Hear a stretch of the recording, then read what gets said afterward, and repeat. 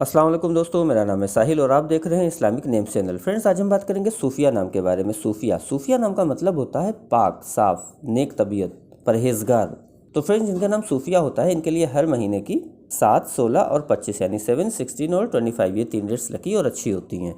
अगर बात करें इनके लकी डे यानी लकी दिन की, तो लकी दिन इनके लिए सबसे बेस्ट रहेगा मंडे यानी सोमवार, पीर का दिन इनके लिए बहुत अच्छा दिन है। अगर बात करते हैं इनके लकी कलर की, तो लकी कलर में इनको वाइट कलर यानी सफ़ेद कलर और ग्रीन कलर यानी हरा कलर, ये 2 कलर इनके लिए बहुत अच्छे और सूटेबल कलर हैं। अगर बात करते हैं इनके लकी स्टोन की, तो लकी स्टोन में इनको मोती यूज़ करना चाहिए। मोती यानी पर्ल स्टोन इनके लिए बहुत अच्छा बेनिफिशियल रहेगा। अगर बात करें इनके लकी नंबर की, तो लकी नंबर है इनका 7 यानी 7 नंबर इनका लकी नंबर है। तो फ्रेंड, ये थी सूफिया नाम की शॉर्ट डिटेल। अगर ये वीडियो आपको अच्छी लगी है तो इसको लाइक करें, शेयर करें, हमारे चैनल को सब्सक्राइब करें। यहाँ पर हम आपको आपके नाम के बारे में ऐसे ही शॉर्ट में जानकारी देते हैं।